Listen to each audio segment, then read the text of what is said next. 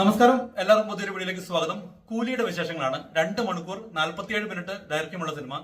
തിരക്കഥ എഴുതി സംവിധാനം ചെയ്തിരുന്നത് ലോകേഷ് കനകരാജ്. ലിയോയ്ക്ക് ശേഷം തലൈവർ സ്റ്റൈൽ മന്നൻ രജനീകാന്താണ് കേന്ദ്ര കഥാപാത്രത്തിലെത്തുന്നത്. സിനിമയിൽ മെയിൻ കഥാപാത്രങ്ങളെ അവതരിപ്പിക്കുന്നത് സൗബിൻ, ഉപേന്ദ്ര, അമീർ ഖാൻ, സത്യരാജ്, പിന്നെ നാഗാർജുന, ശ്രുതി ഹസൻ എന്നുവേണ്ട നമ്മൾ അറിയുന്ന ഒരുപാട് താരങ്ങളുണ്ട്. സിനിമ എങ്ങനെയുണ്ടായിരുന്നു ചോദിച്ചാൽ എന്നെ സംബന്ധിച്ച് സിനിമ വൺ ടൈം വാച്ചബിൾ ആയിട്ടുള്ള ഒരു മൂവി തന്നെയായിട്ടാണ് തോന്നിയത്. കാരണം വ്യാഴാഴ്ചയാണ് സിനിമ തിയേറ്ററിൽ ഇറങ്ങിയത്. വെള്ളിയാഴ്ച ആയപ്പോഴത്തേക്ക് ഒരുപാട് നെഗറ്റീവ് റിവ്യൂസും മീഡിയ മിക്സഡ് റിവ്യൂസും എല്ലാം മീഡിയയിൽ കൂടെ വന്നു.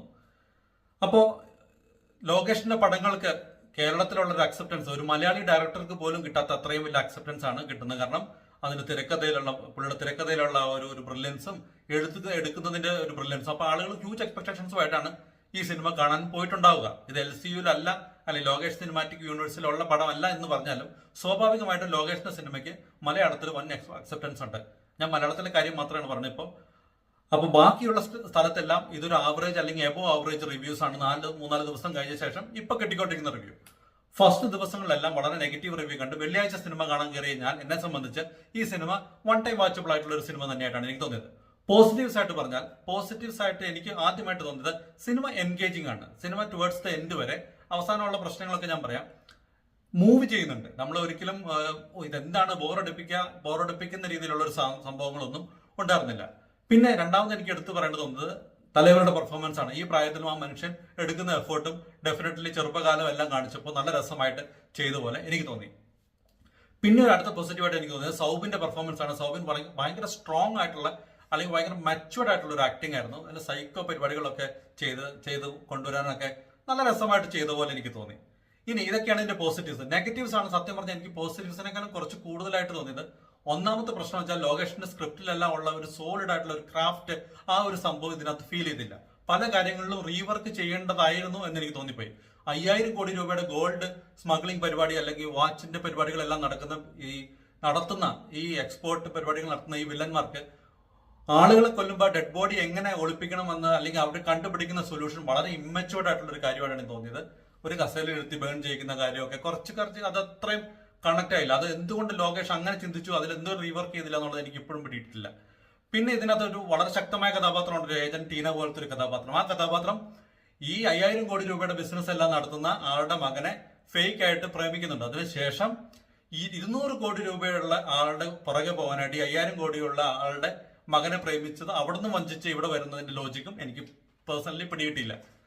പിന്നെ അടുത്തത് എനിക്ക് തോന്നിയത് ഈ സിനിമയിലെ ഒരു ഫസ്റ്റ് തന്നെ ഒരു രജനീകാന്തിനെ കാണിക്കുന്ന സമയത്ത് ആ ഒരു ഹോസ്റ്റലാണ്. ആ ഹോസ്റ്റലുള്ള എല്ലാവരോടും മദ്യം കൊണ്ടുവന്ന് ഒഴിക്കാൻ പറയേണ്ട ഒരു വലിയ പാത്രത്തിലേക്ക്. അതിനുശേഷം ആ ഒരു പാട്ടിന്റെ ഇടയ്ക്കാണെന്ന് എനിക്ക് തോന്നുന്നു ഈ മദ്യം തട്ടിക്കളയുന്നുണ്ട്. അതായത് ഒരു വലിയ ചെമ്പ് പോലെ ഒരു പാത്രത്തിൽ ഉണ്ടാക്കിയിട്ട് അല്ലെങ്കിൽ അതിലത്തേക്ക് എല്ലാം ഒഴിച്ച ശേഷം അത് തട്ടിക്കളഞ്ഞതിന് ശേഷം മൊത്തം ഒഴിച്ചു കളയാണ്. ഏകദേശം ലിറ്റർ കണക്കിലോളം ഇത് ഒഴിച്ചു കളയാണ്. അതിനുശേഷം അത് തട്ടിക്കളഞ്ഞതിന് ശേഷം ആ കൂടെ നിൽക്കുന്ന ആൾക്കാരോട് ഡാൻസ് ചെയ്യാൻ പറയുകയാണ് ഈ കഥാപാത്രം. അപ്പൊ ഡെഫിനറ്റ്ലി ഒരിക്കലും മദ്യം അങ്ങനെ കളയുന്ന ഒരു സംഭവത്തിന്റെ കളഞ്ഞ ശേഷം അത്രയും ഒരു ഹൈ മൊമെന്റ്സ് കൊണ്ടുവരാൻ നോക്കിയതാണ്. ചിലപ്പോൾ മദ്യം ഉപേക്ഷിക്കുന്നതായിരിക്കും ഉദ്ദേശിക്കുന്നത്, പക്ഷെ ആ ഒരു ഹൈ മൊമെന്റ് അവിടെ കിട്ടുമെന്ന് എനിക്ക് തോന്നുന്നില്ല. എസ്പെഷ്യലി അറ്റ്ലീസ്റ്റ് കുടിക്കുന്നവർക്കെങ്കിലും ആ മദ്യം അത്രയും വല്ലക്കൊട്ട നിറച്ച് മദ്യം ഒഴിച്ചു കളയുന്നതിന്റെ ലോജിക്കും എനിക്ക് മനസ്സിലായില്ല. എന്നിട്ട് പിന്നെ നെക്സ്റ്റ് സീനിൽ തലവരെ ഇത് ഒഴിച്ചു കളഞ്ഞ ശേഷം എല്ലാവരോടും പാടിപ്പാടാൻ പറയുമ്പോൾ അതൊക്കെ എങ്ങനെയാണ് അങ്ങനെ എഴുതിയെന്നുള്ളത് എനിക്കത് ഇപ്പോഴും പിടിയിട്ടിട്ടില്ല. ഓഫ്കോഴ്സ് ഇത് മദ്യവർജന സമിതിയുടെ പരിപാടിയൊന്നും അല്ലല്ലോ. അപ്പൊ ഡെഫിനറ്റ്ലി നമ്മൾ അങ്ങനെ ചിന്തിക്കും. പിന്നെ അടുത്തൊരു കാര്യമായിട്ട് എനിക്ക് തോന്നിയത് സിനിമയിലെ മ്യൂസിക്. ഹുക്കും, ടൈഗർ കാ ഹുക്കും എന്ന് പറഞ്ഞിട്ട് സംഭവം അല്ലെങ്കിൽ ഫാൻ ബോയ് ടൈപ്പ് ഒരു സംഭവം അനിരുദ്ധ അവിടെ ഉണ്ടാക്കി വെച്ച ശേഷം ഈ സിനിമയിലേക്ക് വരുമ്പോൾ തലേപ്പര എന്ന് പറഞ്ഞൊരു സംഭവം ഈ രജനീകാന്ത് വരുമ്പോൾ അത് ഭയങ്കര മുഴച്ച് കേൾക്കുന്ന പോലെയാണ് ഫീൽ ചെയ്തത്. അല്ലെങ്കിൽ അത് ഒട്ടും ഫൈറ്റ് സീൻസും ഒരു മാസ് എലമെന്റ് കൊണ്ടുവരാൻ ഒട്ടും സാധിക്കാത്ത ഒരു മ്യൂസിക്കാണ്. അതാണ് എനിക്ക് ഏറ്റവും ഡിസപ്പോയിന്റിങ് ആയിട്ട് തോന്നിയത്. കാരണം മറ്റേ ഒരു സംഭവം ജയിലറിലൊക്കെ ആണെന്ന് പറഞ്ഞാൽ ആ ഒരു ഓഫ്കോഴ്സ് അനിയുടെ മ്യൂസിക്കിനോടൊപ്പം നെൽസന്റെ ഡയറക്ഷനും ഉണ്ട് കിട്ടലുമായിട്ട്, ഇല്ലെന്നല്ല ഞാൻ പറഞ്ഞത്. പക്ഷെ എന്നാലും അനിയുടെ മ്യൂസിക് ഒരുപാട് എലിവേറ്റ് ചെയ്തിട്ടുണ്ട് ആ സിനിമനെ. അങ്ങനെ ഒരു മ്യൂസിക് പക്ഷെ ആ മ്യൂസിക് എടുത്ത് ഇവിടെ പ്ലേസ് ചെയ്തിരുന്നെങ്കിൽ കുറച്ചുകൂടെ നന്നായിരുന്നതെന്ന് എനിക്ക് തോന്നുന്നു. കാരണം ഈ മ്യൂസിക് ഒട്ടും തന്നെ ഇമ്പാക്ട് ഉണ്ടാക്കിയില്ല. പിന്നെ എനിക്ക് തോന്നുന്നു വേറൊരു പെർഫോമൻസ്, ഉപേന്ദ്രയുടെ ഫൈറ്റ് സീൻസ് എല്ലാം കൊള്ളാം. പക്ഷെ ഉപേന്ദ്ര വന്ന ശേഷം ഫസ്റ്റ് ഹാഫിൽ വന്ന സെക്കൻഡ് ഹാഫ് വരെ ഈ ഫൈറ്റ് പറഞ്ഞവരെ മുറിയിലിടുന്ന് വിശ്രമിക്കുകയായിരുന്നു എനിക്ക് തോന്നി. അങ്ങനെ ഒരു സംഭവം എന്തിനു എഴുതിയെന്ന് എനിക്കറിയില്ല. മുറിയിൽ കിടന്ന് വിശ്രമിച്ചുകൊണ്ടിരുന്ന ആൾ ആ ഫൈറ്റ് സീൻ ആകുമ്പോൾ എഴുന്നേറ്റ് വരുന്നു. എനിക്കതൊന്നും ലോജിക്കലി അതൊന്നും എനിക്ക് അത്ര കണക്ട് ആയത്. പിന്നെ ഏറ്റവും വലിയൊരു പ്രോബ്ലം ആയിട്ട് എനിക്ക് തോന്നിയത് ഈ സൗബിൻ അല്ലെങ്കിൽ ഒരു മെയിൻ വില്ലനെ കീഴടക്കിയതിന് ശേഷം അവസാനത്തെ 15 മിനിറ്റിൽ എന്തിനോ വേണ്ടി ഹെലികോപ്റ്ററിൽ ഒരു നമ്മുടെ ആമിർ ഖാൻ വരുന്നുണ്ട്. കാജാബീഡി വലിക്കാനാണ് അദ്ദേഹം വരുന്നത്. 3 പേരും കൂടി കാജാബീഡി വലിക്കണേ അല്ലാണ്ട് വേറെ ഒരു സംഭവം അദ്ദേഹം ചെയ്തതായിട്ട് എനിക്ക് പേഴ്സണലി തോന്നിയില്ല. അപ്പോൾ ഇത് ബീഡി വലിക്കുന്നു, അല്ലെങ്കിൽ ബീഡിയുടെ ഗുണഗണങ്ങളെല്ലാം ചോദിച്ച് അതിന് മനസ്സിലാക്കുന്നു, പുള്ളി തിരിച്ചു പോകുന്നു. അപ്പൊ നമ്മളിത് കാണുമ്പോൾ തലവരെ നിങ്ങളാ എന്തുമാതിരി കൊച്ചി രാജുവിലെ ജഗതി പറഞ്ഞ പോലെ അങ്ങനെയൊക്കെയാണ് നമുക്ക് ഫീൽ ചെയ്യണത്. അല്ലെങ്കിൽ ഈ റിവ്യൂ അല്ലെങ്കിൽ ഈ ഒരു സിനിമയുടെ അവസാനത്തെ 15 മിനിറ്റിൽ എന്തിനാ ആമിർ ഖാനെ കൊണ്ടുവന്നു എന്നുള്ളത് എനിക്ക് ഇപ്പോഴും മനസ്സിലായിട്ടില്ല. ആമിർ ഖാനെ കൊണ്ടുവരണമെങ്കിൽ പല സീൻസിൽ കൊണ്ടുവരായിരുന്നു. പിന്നെ എനിക്ക് പോസിറ്റീവ് സൈഡിൽ ഞാൻ പറയാൻ വിട്ടുപോയ ഒരു മനോഹരമായ പെർഫോമൻസ് നാഗാർജുനയുടെ പെർഫോമൻസ് ആയിരുന്നു. സ്റ്റൈലിഷ് ആയിട്ടുള്ള ആക്ടിംഗ് ആയിരുന്നു. വില്ലൻ ആണെങ്കിൽ പോലും ആ വില്ലത്തരം കാണിക്കുമ്പോൾ പോലും അദ്ദേഹത്തിന് ഒരു സ്റ്റൈൽ ഉണ്ടായിരുന്നു. അവസാനത്തെ 5 സീൻസിലൊക്കെ നല്ല ഫ്ലെക്സിബിൾ ആയിട്ട് ആക്ട് ചെയ്തു.